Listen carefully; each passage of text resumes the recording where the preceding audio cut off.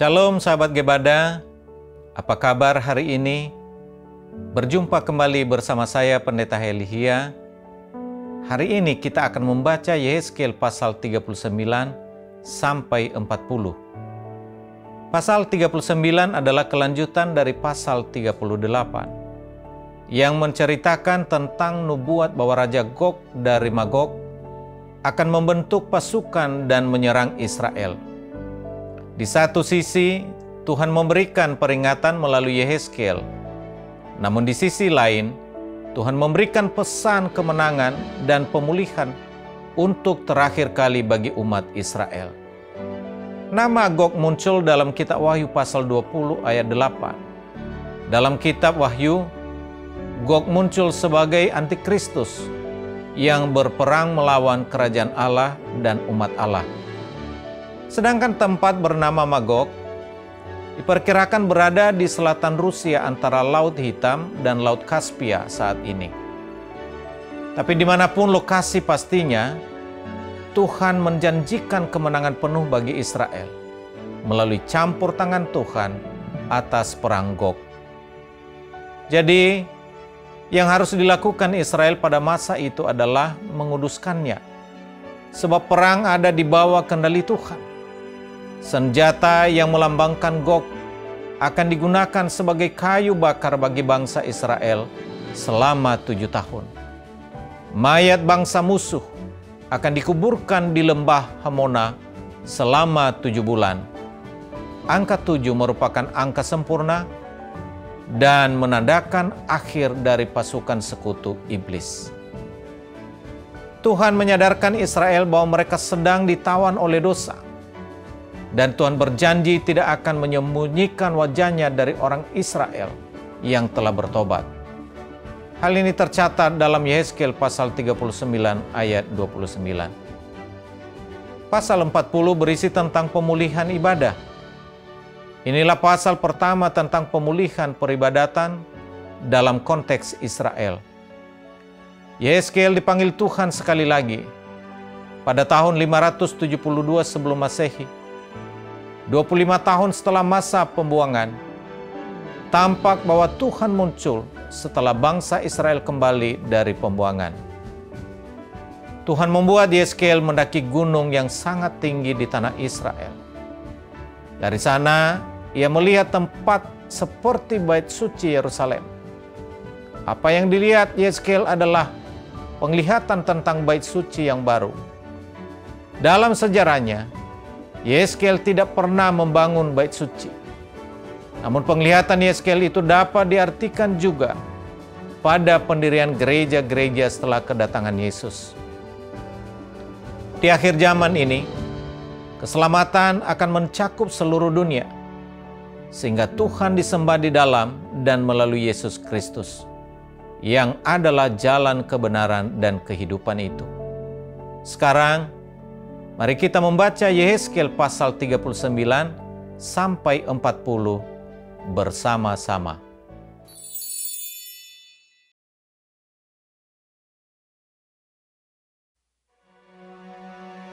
Dan engkau, anak manusia, bernubuatlah melawan Gog dan katakanlah, beginilah firman Tuhan Allah. Lihat, aku akan menjadi lawanmu, hai Gog, Raja Agung negeri Mesek dan Tubal. Dan aku akan menarik dan menuntun engkau, dan aku akan mendatangkan engkau dari utara sekali, dan membawa engkau ke gunung-gunung Israel. Aku akan memukul tangan kirimu, sehingga busurmu jatuh, dan membuat panah-panahmu berjatuhan dari tangan kananmu. Di atas gunung-gunung Israel, engkau akan rebah dengan seluruh bala tentaramu, beserta bangsa-bangsa yang menyertai engkau. Dan engkau akan kuberikan kepada burung-burung buas, dari segala jenis dan kepada binatang-binatang buas, menjadi makanannya. Engkau akan rebah di padang, sebab Aku yang mengatakannya. Demikianlah firman Tuhan Allah. Aku mendatangkan api ke atas Magog dan ke atas orang-orang yang diam di daerah pesisir dengan aman tenteram. Dan mereka akan mengetahui bahwa Akulah Tuhan. Dan Aku akan menyatakan nama-Ku yang kudus di tengah-tengah umat-Ku Israel. Dan Aku tidak lagi membiarkan nama-Ku yang kudus dinajiskan, sehingga bangsa-bangsa akan mengetahui bahwa Akulah Tuhan yang Maha Kudus di Israel. Sungguh, pasti datang dan terjadi, yaitu hari yang sudah kufirmankan. Dan yang diam di kota-kota Israel akan keluar dan menyalakan api serta membakar semua perlengkapan senjata Gog, yaitu perisai kecil dan besar, busur dan panah, tongkat pemukul dan tombak, dan mereka membakarnya selama 7 tahun. Mereka tidak akan mengambil kayu dari hutan belukar atau membelah kayu api di hutan-hutan, sebab mereka akan menyalakan api itu dengan perlengkapan senjata itu. Mereka akan merampas orang-orang yang merampas mereka dan menjarah orang-orang yang menjarah mereka. Demikianlah firman Tuhan Allah. Maka pada hari itu, Aku akan memberikan kepada Gog suatu tempat di mana ia akan dikubur di Israel, yaitu lembah penyeberangan di sebelah timur dari laut, dan kuburan itu akan menghalangi orang-orang yang menyeberang. Di sana Gog akan dikubur dengan semua khalayak ramai yang mengikutinya, dan tempat itu akan disebut lembah khalayak ramai Gog. Kaum Israel akan mengubur mereka selama 7 bulan dengan maksud mentahirkan tanah itu. Dan seluruh penduduk negeri turut menguburnya, dan hal itu menjadikan mereka kenamaan pada hari Aku menyatakan kemuliaan-Ku. Demikianlah firman Tuhan Allah. Beberapa orang dikhususkan untuk terus-menerus menjelajahi seluruh tanah itu untuk mengubur orang-orang yang masih bergelimpangan di atas tanah dengan maksud mentahirkannya. Sesudah lewat yang 7 bulan itu, mereka akan memeriksa tanah itu. Kalau mereka menjelajahinya dan seorang menjumpai sepotong tulang manusia, maka ia harus meletakkan batu di sampingnya sebagai tanda sampai tukang-tukang kubur menguburkannya di lembah khalayak ramai Gog. Dan ada juga nama kota Hamona. Dengan demikian mereka mentahirkan tanah itu. Dan engkau anak manusia, beginilah firman Tuhan Allah. Katakanlah kepada segala jenis burung-burung dan segala binatang buas, berkumpullah kamu dan datanglah. Berhimpunlah kamu dari segala penjuru pada perjamuan korban yang kuadakan bagimu, yaitu suatu perjamuan korban yang besar di atas gunung-gunung Israel. Kamu akan makan daging dan minum darah. Daging para pahlawan akan kamu makan, dan darah para pemimpin dunia akan kamu minum. Mereka semuanya ibarat domba jantan, anak domba, kambing jantan, dan lembu jantan, ternak gemukan dari Basan.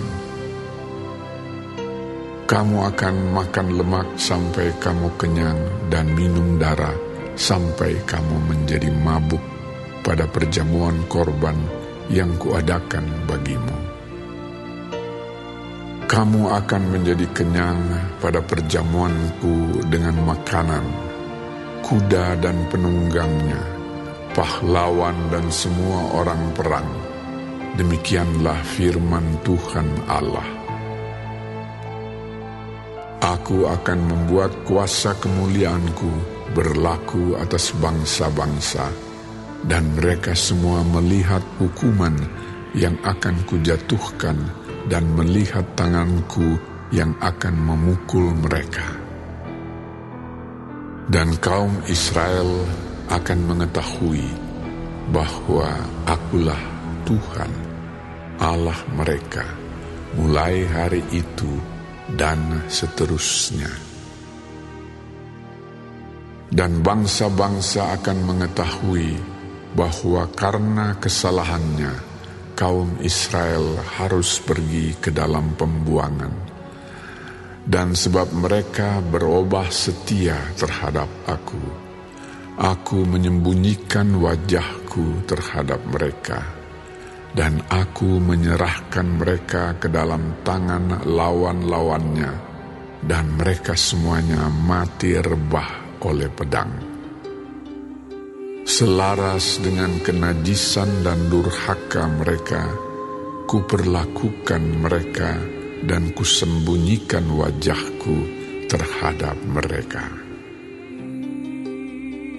Oleh sebab itu, beginilah firman Tuhan Allah.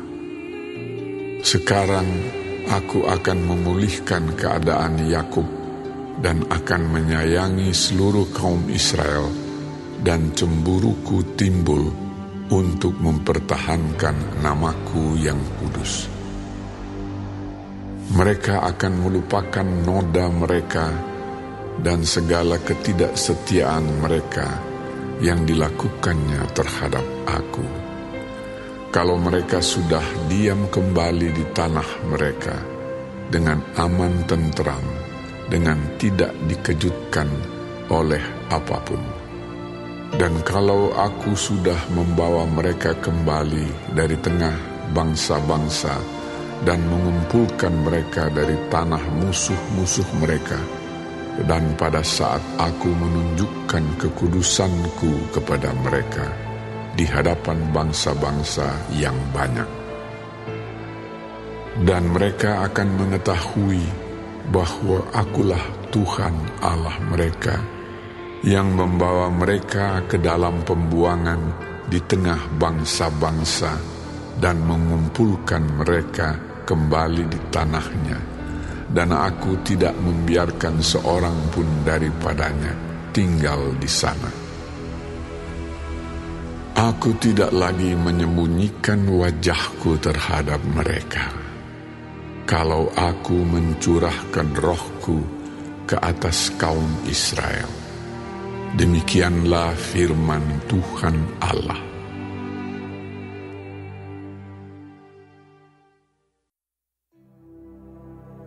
Dalam tahun ke-25, sesudah pembuangan kami, yaitu pada permulaan tahun, pada tanggal 10 bulan itu, dalam tahun ke-14, sesudah kota itu ditaklukkan, pada hari itu juga, kekuasaan Tuhan meliputi aku, dan dibawanya aku dalam penglihatan-penglihatan ilahi ke tanah Israel, dan menempatkan aku di atas sebuah gunung yang tinggi sekali. Di atas itu, di hadapanku ada yang menyerupai bentuk kota. Kesanalah aku dibawanya,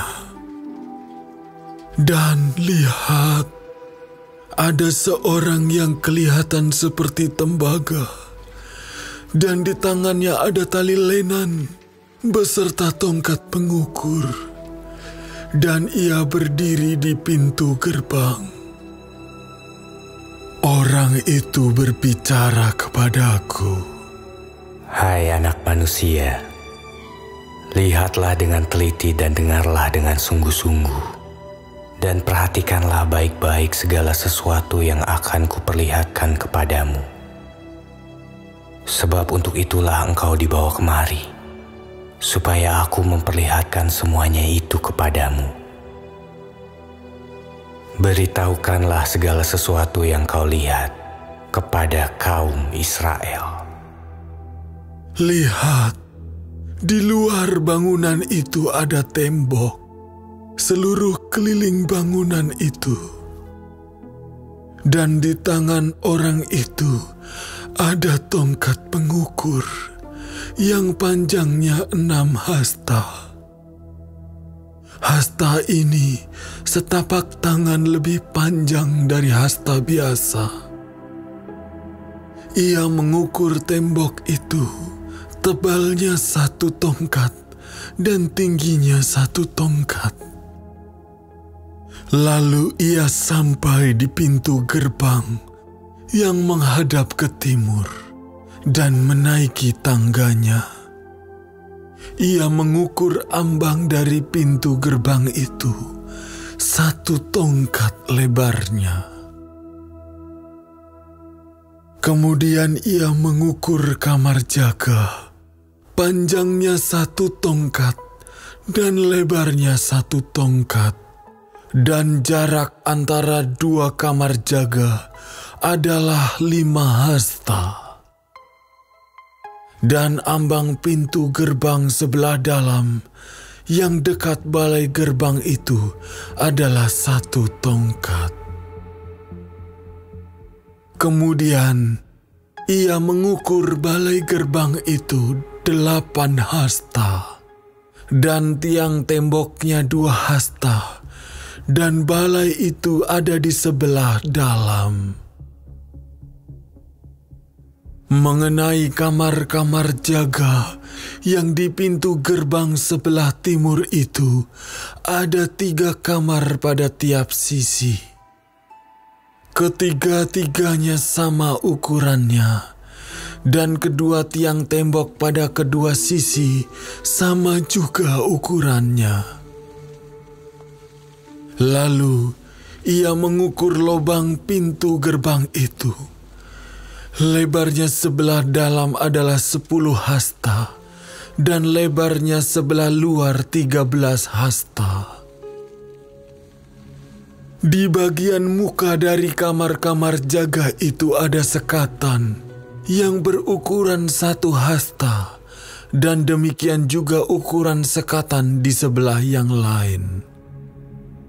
Dan ukuran kamar jaga itu adalah 6 hasta pada kedua belah pihak.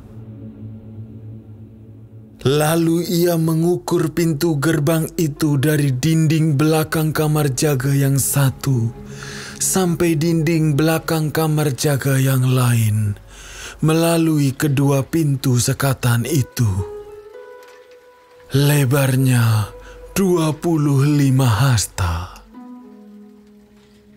Ia mengukur juga balai gerbang itu 20 hasta, dan sekeliling balai gerbang itu adalah pelataran. Dari muka pintu gerbang luar sampai balai gerbang sebelah dalam 50 hasta. Pada sekeliling pintu gerbang itu, di bagian dalam ada jendela-jendela dengan bidai, yaitu di kamar-kamar jaga dan pada tiang-tiang tembok, dan begitu juga pada balai gerbang. Dan pada tiang-tiang tembok itu terukir gambar pohon-pohon kurma. Lalu dibawanya aku ke pelataran luar. Sungguh, sekeliling pelataran itu ada bilik-bilik yang jumlahnya 30. Dan bilik-bilik itu dibangun di atas sebuah lantai batu. Dan lantai batu itu ada di samping pintu-pintu gerbang mengikuti panjangnya. Itulah lantai batu bawah. Kemudian, ia mengukur lebar pelataran itu dari sebelah dalam pintu gerbang bawah sampai sebelah luar pintu gerbang dalam, 100 hasta. Lalu ia berjalan di depanku menuju ke utara. Dan sungguh, ada pintu gerbang yang menghadap ke utara, yang termasuk pelataran luar. Ia mengukur panjang dan lebarnya. Kamar jaganya 3 sebelah menyebelah. Tiang-tiang tembok dan balai gerbangnya adalah seukuran dengan pintu gerbang pertama. 50 hasta panjangnya dan lebarnya 25 hasta.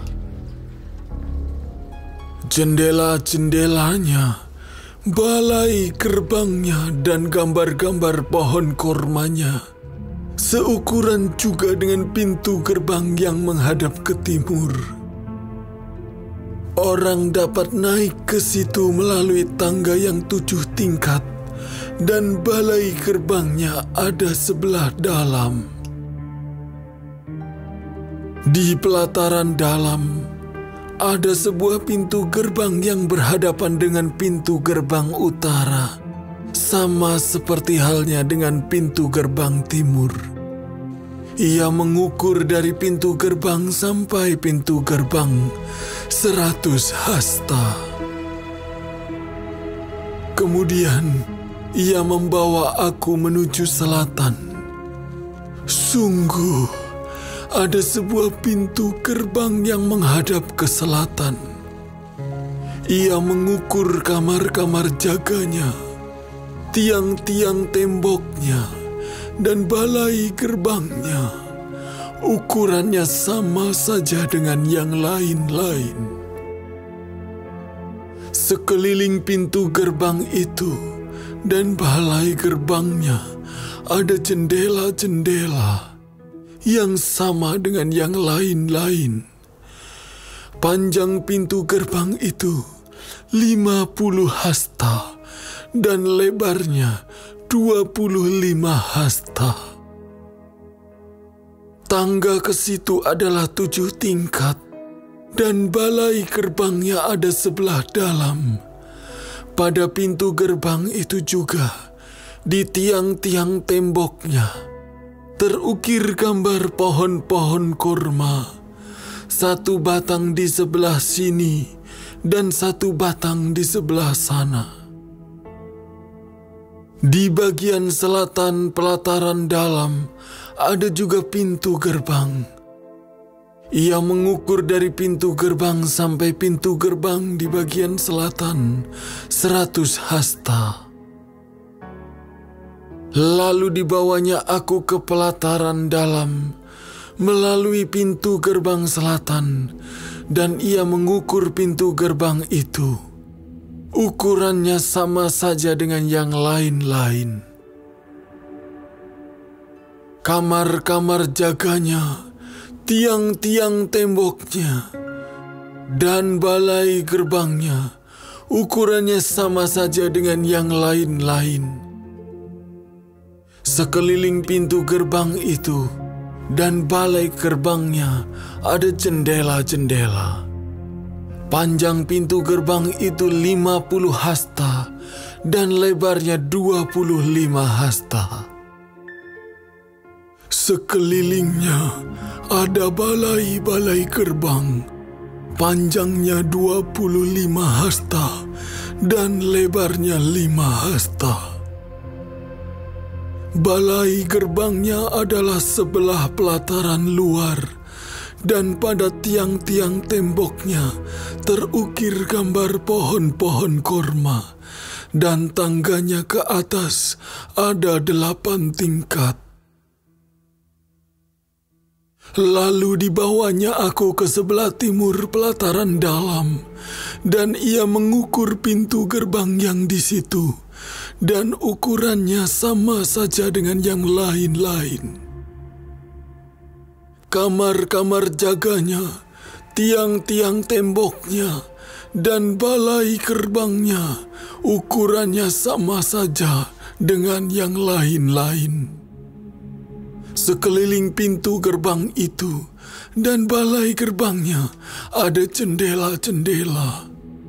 Panjang pintu gerbang itu 50 hasta dan lebarnya 25 hasta. Balai gerbangnya adalah sebelah pelataran luar, dan pada tiang-tiang temboknya terukir gambar pohon-pohon korma. Sebelah sini dan sebelah sana, dan tangganya ke atas ada 8 tingkat. Kemudian dibawanya aku ke pintu gerbang utara, dan ia mengukurnya, dan ukurannya sama saja dengan yang lain-lain.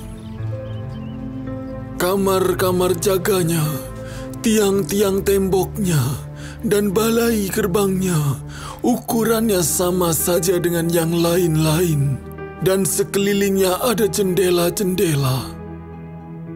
Panjang pintu gerbang itu 50 hasta, dan lebarnya 25 hasta. Balai gerbangnya adalah sebelah pelataran luar, dan pada tiang-tiang temboknya terukir gambar pohon-pohon korma. Sebelah sini dan sebelah sana, dan tangganya ke atas ada 8 tingkat. Ada juga sebuah bilik yang pintunya di balai gerbang, dan di sana orang membasuh korban bakaran. Dalam balai gerbang itu ada 2 meja sebelah sini dan 2 meja sebelah sana. Tempat menyembelih korban bakaran, korban penghapus dosa, dan korban penebus salah. Di samping kiri balai gerbang, di sebelah luar, ada 2 meja. Dan di samping kanan balai gerbang itu juga 2 meja. Jadi, di pintu gerbang itu ada 4 meja sebelah sini dan 4 meja sebelah sana. Semuanya 8 meja di situ untuk tempat menyembelih korban. Ada juga 4 meja lagi untuk korban bakaran yang diperbuat dari batu pahat. Panjangnya 1,5 hasta, lebarnya 1,5 hasta, dan tingginya 1 hasta. Di sana diletakkan perkakas-perkakas untuk menyembelih korban bakaran dan korban sembelihan. Sekeliling ruangan itu dipakukan gantungan-gantungan yang panjangnya setapak tangan. Dan di atas meja-meja itu diletakkan daging korban. Lalu dibawanya aku ke pelataran dalam. Sungguh, di sana ada 2 bilik, yaitu satu di samping pintu gerbang utara dan mukanya menghadap ke selatan. Satu lagi di samping pintu gerbang selatan dan mukanya menghadap ke utara. Ia berkata kepadaku, "Bilik ini yang mukanya menghadap ke selatan adalah bagi imam-imam yang bertugas di bait suci. Dan bilik yang mukanya menghadap ke utara adalah bagi imam-imam yang bertugas di mezbah. Mereka ini adalah Bani Zadok, dan hanya golongan inilah dari Bani Lewi yang boleh mendekat kepada Tuhan untuk menyelenggarakan kebaktian." Lalu ia mengukur pelataran dalam. Itu suatu 4 persegi, yang panjangnya 100 hasta dan lebarnya 100 hasta. Mezbah ada di hadapan bait suci. Lalu dibawanya aku ke balai bait suci, dan ia mengukur tiang-tiang temboknya.